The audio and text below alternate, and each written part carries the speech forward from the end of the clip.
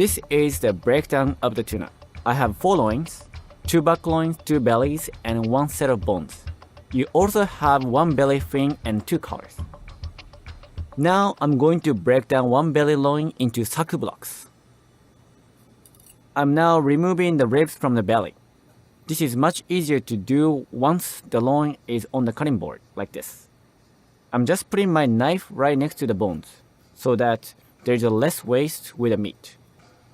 And just cutting straight down. And then I separate the skin almost like a sheet of the bone is removed. This is just the neck part that's part of the bone that I was removing. Just removing 1 big piece of bone. Now I'm skimming the ribs and then the skin of the stomach and trying to separate them from the belly loin. Trying to leave as little meat as possible on the ribs, so nothing is wasted. Cutting a whole fish makes you feel that it's taking a long time, but it is important to take your time and do 1 bone, 1 sinew, and 1 muscle at a time. You have to be very careful you're not gonna penetrate the meat that you're not supposed to. And also you're keeping the cutting board and environment very clean. Now I'm removing the belly, known as the zabuton. Zabuton is usually the fattiest part of the tuna. That is where we get chutoro and then the toro. The rest of the meat is known as akami. Now I'm making what we call koro. Koro means blocks. I'm trying to have the same length of the blocks. I just use my hand as a measurement instead of using the scale. There is no rule.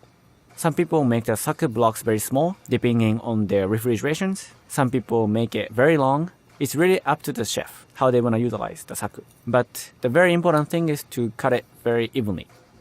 Next step is gonna be removing the skin of the loin. I switched to my mioroshi deba knife. Mioroshi deba knife has a very fine edge and it makes it very easy to do fine work compared to the deba knife or a gyuto knife. It's almost like a yanagi, but you have more control. Fish scales, if they're very small, you can deep fry them and eat them. We oftentimes fry scales from the tao fish, which is very common in Japan. But a fish like tuna, scale is much larger and it's so hard to use. Unfortunately, we have to discard this. Now skins are off, so I'm going to remove the bloodline. The bloodline is where the blood runs, and the color is much darker and very distinct from the rest of the akami. And then it's 1 type of muscle. So if you put a knife in between the regular meat, akami, and then the bloodline, it actually comes off very easily. When it's smaller fish, you can eat the bloodline in sashimi. But when it's larger fish like tuna, it's better cooked. There's actually a lot of iron in the bloodline, so it has a really good flavor when it's cooked. But it's very rare to see bloodline as part of the menu at the restaurants. But we use it for our ramen dish known as spicy tuna mazeme. We actually confit with the other scraps that we get from the tuna. It's really good. Now that we're done with making koro blocks, we're gonna turn them into saku blocks. First I square them off. Then look how thick the meat is. And then see how many layers I should be making. From 1 saku block, I always try to make 10 to 15 slices. That's usually good for 1 person or possibly 2 people. Since we are a retail shop, I'm just trying to make saku blocks that are convenient size for customers to purchase. I could make saku blocks bigger or smaller, but this size I'm doing is a good size for our customers. When I look at grains and colors, if there is some parts that are broken or something not good for saku blocks, I try to put them into different groups so that I can utilize all of them. All these cuts are good for sashimi. If it's not good for sashimi, I would scrape them. It's a matter of muscles at this point because the skin and bloodlines are all removed. Tuna has a lot of muscles, so they need to swim in order to breathe. They keep swimming even after they're caught. If that happens, the temperature of the tuna heats up so fast, then tuna actually can cook themselves from inside. It's called yake in Japanese. Yake means burn. Yake is something we look for when coring. It's very important that tuna, after they're caught, they have to be killed right away without any struggle. and then they have to be iced down. When yake happens, it looks like canned tuna, very white. I should say tuna is the most important fish for sushi. It's very rare to see sushi restaurant that doesn't serve tuna.